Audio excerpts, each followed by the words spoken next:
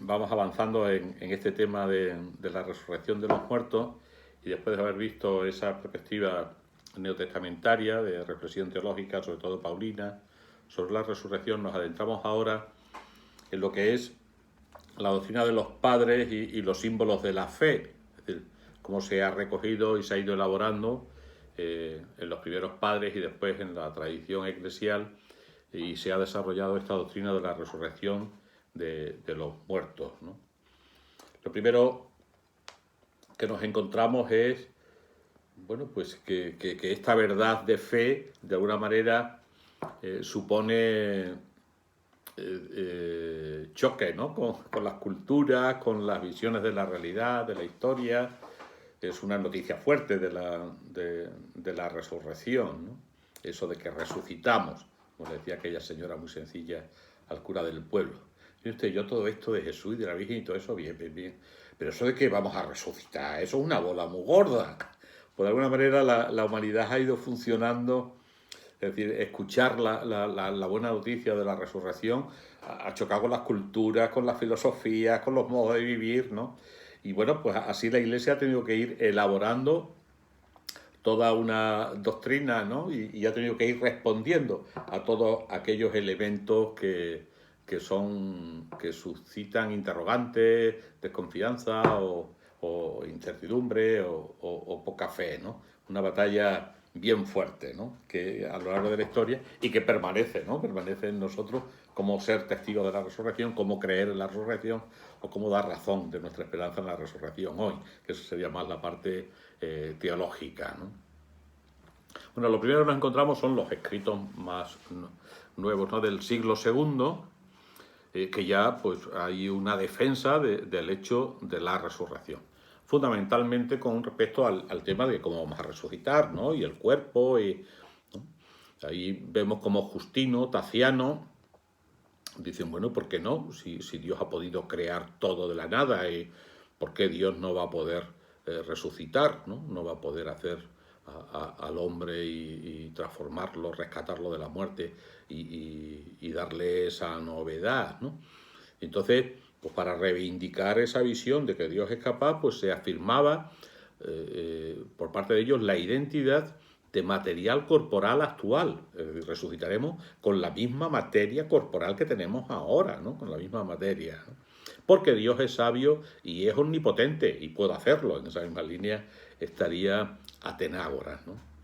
Claro, esto nos hace preguntarnos, dice, ¿por qué eran tan firmes en esa defensa de que con la misma materia que ahora vivíamos, resucitaríamos, ¿no? ¿Por qué esa rigidez a la hora de entender que la identidad? Es decir, es el mismo hombre el que ha muerto que el que resucita, pero ¿por qué defendían de esa manera que la identidad tenía que ser pues, molecular, atómica, biológica, ¿no? Quizás sea porque, claro, ahí la amenaza más grande contra la doctrina de la resurrección, por una parte, estaría la de la reencarnación de las almas, la metempsicosis, ¿no? Es decir, bueno, morimos y el alma se va, ¿no? Y se reencarna en otro cuerpo. Entonces, frente a otro cuerpo, no, el mismo cuerpo, pues si no ya no sería resurrección. Entonces, la defensa de la resurrección frente a la reencarnación les haría ser tan duros o tan rígidos, ¿eh? O frente a una visión del perpetuo retorno, ¿no? Entonces ahí no se hablaría de resurrección, sino de ciclos, ¿no? Volvemos a ciclos nuevos, pero eso sería una visión cíclica, no lineal, histórica, abierta, que acaba en plenitud, ¿no? Estaríamos más en una visión, como decían los estoicos, ¿no? De periodos cíclicos. Y Taciano dice que eso no es la doctrina cristiana, que no se puede, ¿no? Mezclar la resurrección ni con el ciclo permanente ni con las reencarnaciones de las almas, ¿no? Entonces, en ese sentido se hace una defensa del valor de lo corporal, también frente al desprecio de lo somático que venía de todas las corrientes gnósticas, ¿no? Entonces, desde la vertiente cristiana, fieles a la tradición bíblica, lo que hay es una defensa fuerte de la unidad en el hombre, ¿no? De la no separación. En eso Justino y Atenágoras son fuertes, ¿no? Entonces, es verdad que son muy simplistas al defender que la misma materia, pero lo que son es muy fuerte contra una visión antropológica dualista o contra una visión espiritualista, ¿no? Del alma inmortal. En ese sentido hay una lucha, podríamos decir, en este último aspecto, frente a esa devaluación del cuerpo, contra la gnosis. Esta sería la lucha antinóstica, ¿no? Por parte de los cristianos, ¿no? En eso pues hacen una fuerte reflexión Ireneo y Tertuliano. Ireneo además pues, fundamenta cristológicamente, dice, bueno, pues que si no tuviera ese valor la corporeidad y no tuviera esa dimensión de salvación el hombre en toda su totalidad y en su cuerpo, ¿para qué se ha encarnado Cristo? ¿Cuál es el valor de la encarnación? Cristo ha muerto, ha resucitado de un modo encarnado. Dios ha creado al hombre como ser encarnado. Pues esto sería una infidelidad, ¿no? Frente a la cristología o frente a la teología. El valor de la encarnación, ¿para qué? Si no hay horizonte de resurrección, ¿no? Tertuliano hablará, ¿no? De cómo además hace una comparación, dice, no, pero es que vamos a ver, si nosotros vemos todos los sacramentos nos tocan corporalmente, materialmente, pero nos afectan totalmente, almadamente. Recibimos el agua, ¿no? Recibimos la unción, recibimos el cuerpo de Cristo, todo material, pero realmente lo que se está transformando es todo mi ser. Luego hay una relación intrínseca entre esa dimensión encarnada y esa dimensión salvífica, entre esa dimensión corpórea y esa dimensión espiritual. No hay separación, lo que le va pasando a mi carne va transformando mi alma. Entonces, en ese sentido, él hace una visión de encarnación con la perspectiva sacramental. Y cuando se dice la misma carne, después hablará de la carne devuelta al espíritu, transformada por el espíritu, pero en la misma realidad, ¿no? De la misma manera que ahora tocándome la carne, ¿no? Llego al espíritu, pues de la misma manera el espíritu transformará mi carne en una carne nueva, ¿no? Entonces, en ese sentido hay un planteamiento de defensa de identidad y frente a los gnósticos con claves fundamentalmente cristológicas de encarnación y con claves también sacramentales por parte de Tertuliano. Singularidad tiene, y no es fácil sus explicaciones, pero hace una gran aportación en el tema de la identidad corporal, Orígenes. Orígenes defiende el hecho resurreccionista, ¿no? Frente a los espiritualistas que rechazan la corporidad. Y explica el modo de resurrección aclarando que la resurrección no es la reanimación de un cadáver. Es la transformación de la realidad personal, pero no que un cadáver vuelva a respirar. Como nosotros distinguimos lo que es la resurrección de Lázaro o la resurrección de Cristo, ¿no? Y para eso utiliza el ejemplo del semen, ¿no? Dice, ¿quién dice que en el semen hay toda la realidad que después somos? ¿No? Enterramos, sembramos ese semen y después aparece una realidad absolutamente transformada y nueva, ¿no? Que estaba ahí contenida, ¿no? Dice, pues de esa manera la resurrección ha sido parte de la predicación de los apóstoles, que no podemos renunciar a ella, ¿no? Y que nos habla de una realidad absolutamente nueva, transformada.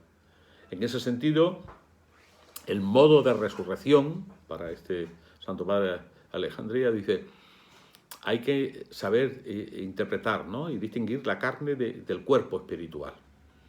No se trata de la continuidad de la misma materia, dice él. Dice, y razones muy sencillas que hoy las vemos claras, ¿no? Dice, porque además en la propia vida del ser humano no tenemos la misma materia. Mi materia ahora no es la materia que nació. Yo soy, ¿no? Molecularmente, atómicamente, soy una realidad distinta de la que nací. Pero, sin embargo, mi corporidad es la misma. La que está unida a mi yo permanece. Entonces él habla de la permanencia del eidos, de la figura, de una identidad que permanece en el cambio. Es como una virtud que no se corrompe, ¿no? No es una simple forma, es una identidad. Y para eso se apoya en 1 Corintios 15, 35, ¿no? El apoyo paulino, es decir, lo que sembramos y lo que recogemos, siendo el mismo, pero transformado, ¿no? Claro, esta visión así de la identidad pues da la sensación, y por eso se lo condenaba también, de que estaba cerca al espiritualismo, ¿no? Como que defiende una identidad más espiritual que corporal, ¿no? Pero de alguna manera sí nos da una clave, ¿no? Es decir, para que después cuando haya que lleguemos a la doctrina y veamos, ¿no?, que tiene que haber una identidad material, pues esa identidad material a lo mejor se puede entender formalmente de un modo nuevo, ¿no? Y no molecularmente, no atómicamente, ¿no?, en ese sentido de la misma materia con la misma composición, ¿no? En este sentido, entonces, si tuviéramos que recoger todo lo que nos dice la patrística, podríamos decir, se defiende la resurrección, el poder de Dios de resucitar, porque tiene también poder de crear. Se une el concepto de resurrección y su dimensión corporal a la encarnación, a la muerte y a la resurrección de Cristo, que ha sido real y que ha sido total en su dimensión de ser humano. Y después también se defiende la misma corporidad en la resurrección, pero con una clave de identidad que se va trabajando, se va elaborando y se va descubriendo de un modo nuevo. Bien, sobre esta base patrística, después estaría lo que es la fe eclesial, que nos dice la tradición de la Iglesia y qué es lo que se ha expresado en los símbolos de la fe que se han ido elaborando, que se han ido construyendo y que se han ido profundizando a lo largo de la historia. Ahí nos encontramos que desde los primeros símbolos que tenemos de la fe, los primeros credos, ¿no?, siempre se habla ahí de resurrección de los muertos, resurrección de la carne, equivalente, ¿no? Y que se hacen unas precisiones desde el comienzo que, bueno, pues la resurrección es un acontecimiento escatológico. Se une al último día, a la llegada de Cristo, al juicio, al fin del mundo. La resurrección se espera vinculada a la parusía en todas estas dimensiones.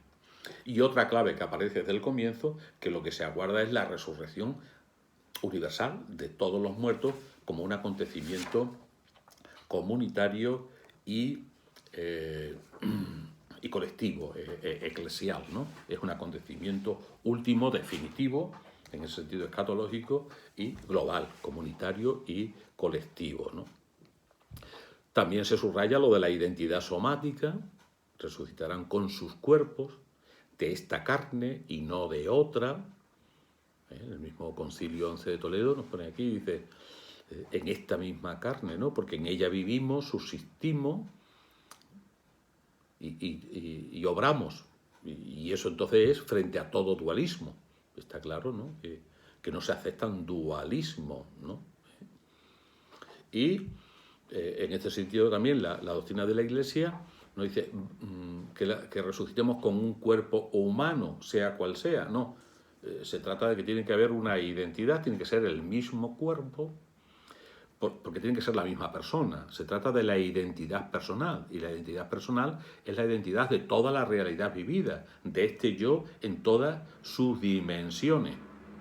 Entonces tiene que haber una identidad somática. Bien, ¿cómo se ve esa identidad? Ahí ya no se entra. ¿Cómo se explique? ¿Qué tipo de identidad? ¿Cómo entender la identidad corporal? Eso es algo que queda abierto en lo que supone de explicación más teológico-filosófica. Es una cuestión abierta.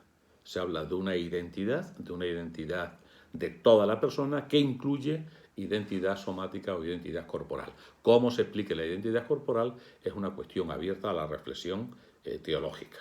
Eso es lo que nos encontramos doctrinalmente defendido y sostenido por la Iglesia, que en el fondo es una continuidad de lo que se recoge de la patrística, ya elaborado en los credos. Y ante esto, pues ya nos adentramos en esta tercera parte, ¿no?, la reflexión teológica. ¿Qué nos aporta la resurrección como reflexión teológica hoy? ¿Y qué aspectos son los fundamentales que hemos de tener en cuenta y que componen el contenido de esta doctrina y de esta fe nuestra en la resurrección. Nos habla aquí Ruiz de la Peña que a la hora de hacer la reflexión teológica hemos de tener en cuenta dos perspectivas. Una es la perspectiva antropológica y por otra parte la perspectiva cristológica. Y después lo que se refiere a la identidad corporal, ¿no? ¿Qué decir desde la perspectiva antropológica? Bueno, nosotros somos herederos bíblicamente de una antropología unitaria. Nuestro punto de partida es encarnado de creación y vio Dios que era bueno y hizo el hombre a su imagen, a imagen de Dios lo creó, ¿no? Y ese hombre aparece como un ser encarnado. Por lo tanto, si la protología es encarnada, la creación es de encarnación, el horizonte de la promesa, como veíamos en el Antiguo Testamento y como iba apareciendo la idea de resurrección, va en la misma dirección. Nuestro horizonte es un horizonte de esperanza encarnado, historizado, mundanizado, ¿no? Por lo tanto, no hablamos de una subjetividad espiritual acósmica o deshistorizada. No, el ser humano es un espíritu encarnado, con una corporidad que le sitúa junto a los otros y en medio del mundo, ¿no? Entonces el cuerpo y el mundo son dimensiones estructurales y constitutivas de ese ser hombre desde la dimensión o desde la visión bíblica, ¿no?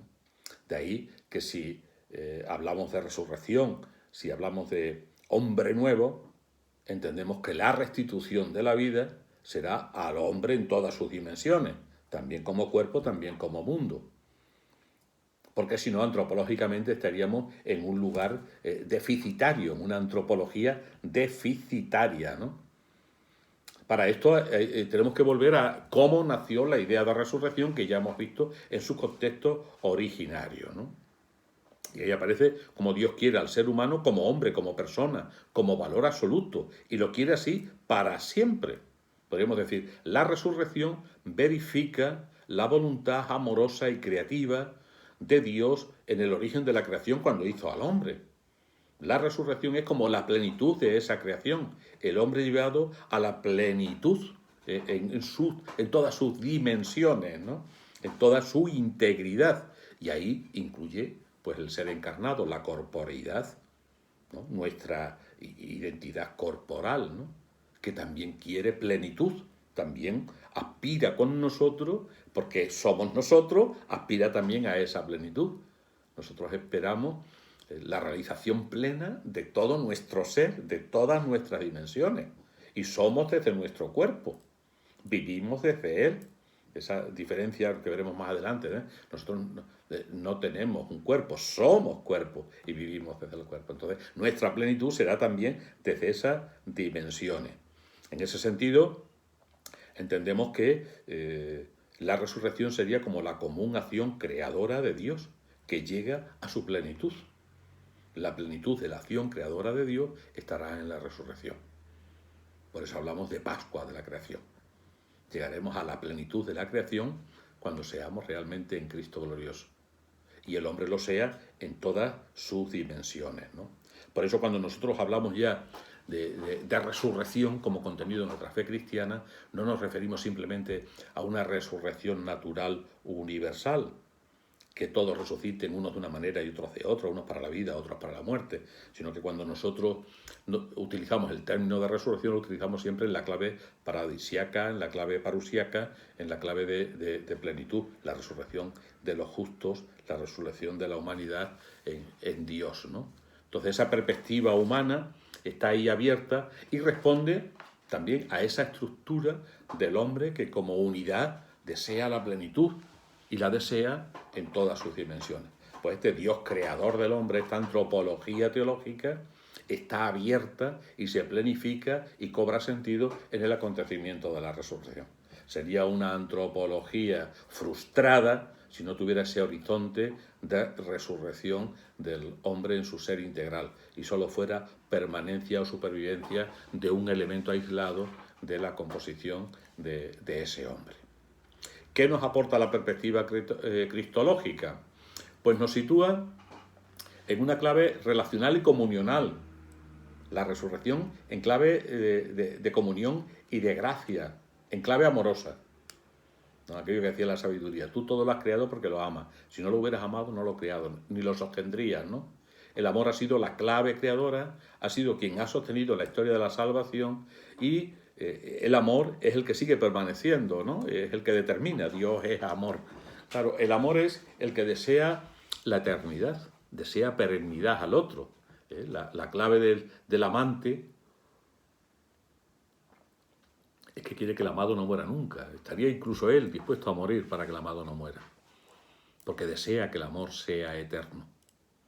El amor auténtico promete perennidad, eternidad, decía Gabriel Marcel. Pues podríamos decir de alguna manera que la resurrección cumple esa promesa.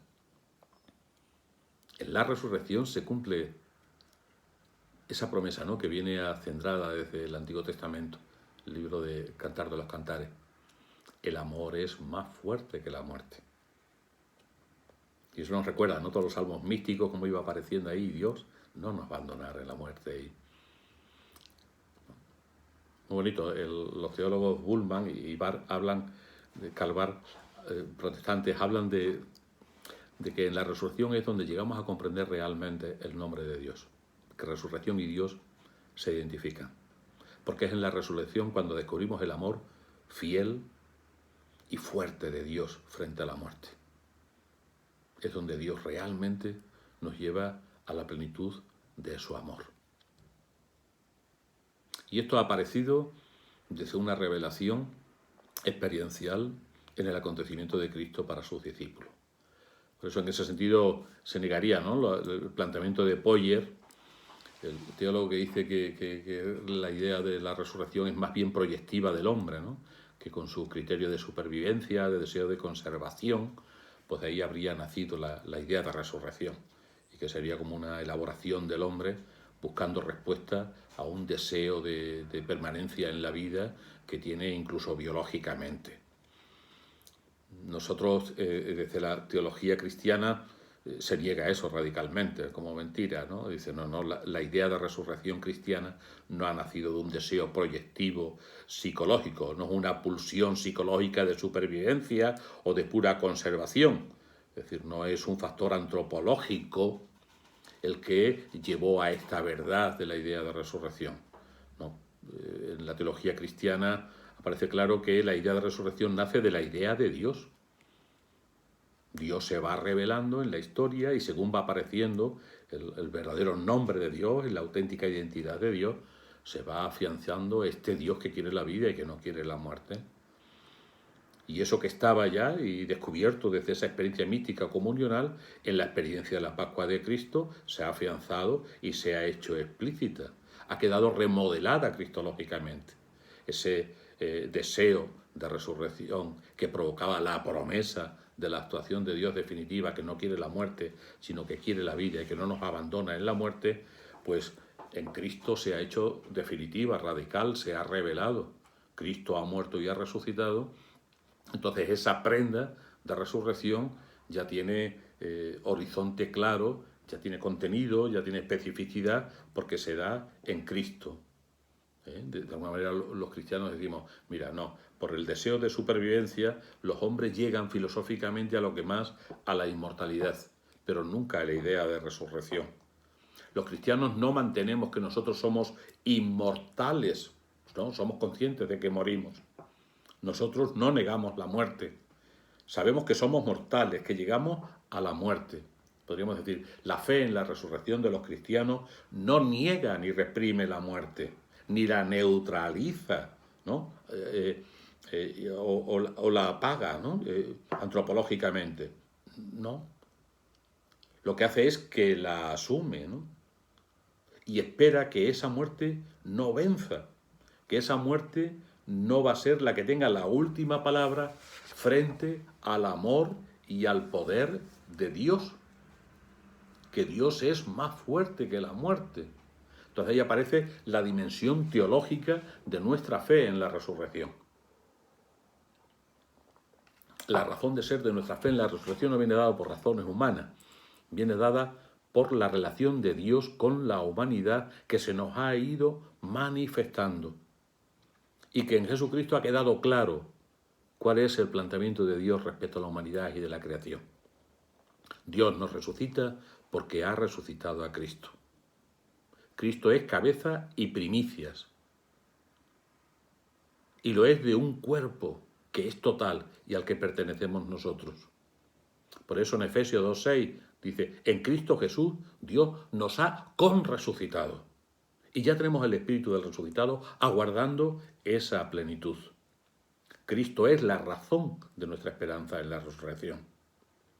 Y cuando vemos la persona de Cristo, si como decíamos antes, el amor desea la eternidad, la perennidad, desea la vida del amado y la fundamenta, pues entonces en Cristo la resurrección no deja de ser la plenitud de aquel que ha muerto por amor a todos.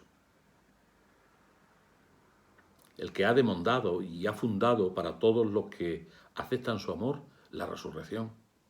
Es una cuestión de relación y de amor. Cristo en su solidaridad con nosotros, llegando incluso a la muerte y resucitando, se transforma, nos transmuta a nosotros para que seamos solidarios con Él en la resurrección. De tal manera que en la resurrección no hay un yo sin tú. Tanto el yo como el tú solo se entienden y se descubren en el nosotros. La resurrección nos lleva al nosotros, que está fundamentado en el amor absoluto de Dios Trinitario. Es una razón de amor. Y esa razón de amor se nos ha dado en Jesucristo. Resucitamos porque Cristo ha resucitado. Causa eficiente.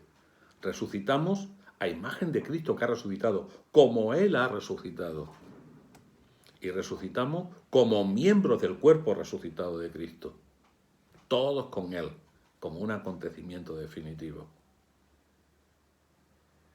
Porque Cristo ha resucitado, como Cristo ha resucitado, en Cristo resucitaremos, ¿no? La resurrección, por tanto, es, desde la teología cristiana, el acontecimiento global y definitivo.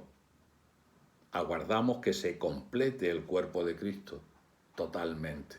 Él es la cabeza, a Él no le falta nada, pero a todos nosotros sí nos falta completarnos en Él.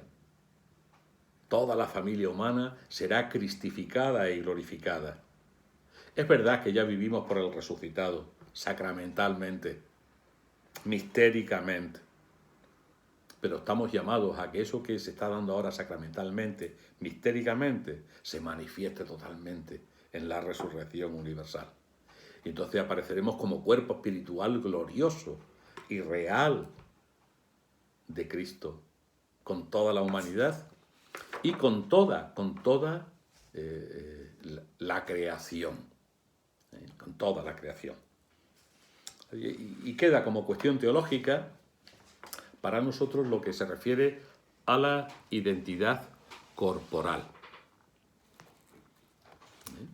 Se habla de que resucitamos con el mismo cuerpo. En ese sentido, afirmamos la identidad personal, resucita la misma persona que muere, y rechazamos cualquier minusvaloración de lo corporal, cualquier dualismo que no puede entrar, ¿no? En ese sentido, se habla de la identidad corporal numérica, ¿no? Con el mismo cuerpo. Ahora, lo que hay que clarificar teológicamente es que entendemos por el concepto cuerpo, porque la concepción del cuerpo no es unívoca, se puede entender de muchas formas. Decíamos, por ejemplo, que en el apóstol Pablo, en 1 Corintios capítulo 15, cuando él habla del cuerpo, se está refiriendo al hombre entero. Sembramos corrupción, es todo el hombre, ¿no? Entonces, cuando él dice que resucitamos, dice que somos el mismo ser humano, la misma persona, pero también clarifica de distinto modo. Y habla del cuerpo glorioso, del cuerpo espiritual.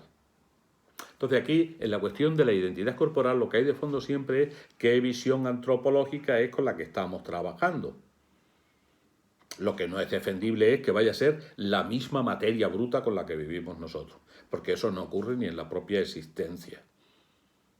¿Qué se dice actualmente los teólogos? Pues los teólogos hablan actualmente de lo que se llamaría una identidad numérica, el mismo cuerpo, pero una identidad numérica formal y no material. Habría identidad del principio formal, pero que eso no requeriría una identidad celular, atómica o molecular. Se trabajaría ahí con nociones de materia y de cuerpo, ¿no? Siempre defendiendo que el hombre es unidad, que es el mismo yo personal y que nosotros no tenemos cuerpo como un objeto, sino que somos desde la corporidad. ¿Cómo se entendería entonces el concepto cuerpo glorioso o transformado? Bueno, pues sería llevar a plenitud lo que es nuestra dimensión de corporeidad. Nosotros somos personas en relación. Nos descubrimos a nosotros mismos, entramos en relación con los demás y lo hacemos desde el mundo, ¿no? Tubiri hablaría de la inteligencia sentiente y Kant de las categorías y tal, en la filosofía. Es decir, somos cuerpo y desde el cuerpo, no podemos ser de otra manera. La corporeidad es nuestro modo de ser. En ese sentido somos espíritu encarnado y somos cuerpo animado, y eso es inseparable, no podemos ser una cosa por un lado y otra por otra, eso tiene que ser siempre de la misma manera. Y desde ahí vamos teniendo un cuerpo que llamamos el cuerpo propio, me da mismidad. Entonces yo, desde mi corporeidad, me encuentro, abrazo, comunico, soy comunicación. Mi corporeidad es quien me ayuda a manifestarme, a expresarme, a encontrarme, Claro, lo hago en la limitación. Lo hago en la limitación. La corporeidad resucitada, el hombre resucitado sería al que correspondería una corporeidad absolutamente transparente, de expresión comunional sin límites, de edición, de una identidad total y absoluta, que posibilita el amor definitivo, ¿no? Una corporeidad de comunicación total y absoluta y transparente. Un hombre autentificado y propio, un hombre transformado en el amor absoluto de Dios, y que eso toca sus dimensiones, ¿no? De comunicación, de relación, y en ese sentido de su encarnación. Ser y ser de forma plena, ¿no? En el fondo es todo un camino de una humanidad que se va cristificando. Y eso es algo que recibimos de lo alto. Y desde ahí entendemos que en Cristo todo se acabará en todos. Llegaremos a la plenitud de Dios, ¿no? Y seremos en Cristo glorioso en todas nuestras dimensiones. También en esa identidad corporal. Entonces es fundamental la visión esa, ¿no? ¿Qué noción de cuerpo? Y entender la identidad corporal en las claves fundamentales en las que nos es dada dentro de la antropología bíblica, ¿no? Y cómo aspira también a la plenitud de la gloria y de la escatología esa dimensión mía, ¿no? En clave de comunicación y de encuentro. La corporeidad como lugar de comunicación y encuentro, de realización de lo humano. Hay un modo de ser pleno de la corporeidad que lleva a la plenitud de la comunicación y a la plenitud del amor, de un modo unificado como espíritu encarnado y como cuerpo animado, pero ya cristificado y glorioso. Bien, pues hasta aquí este tema de la resurrección. Quedan algunas cuestiones complementarias que ya las veremos.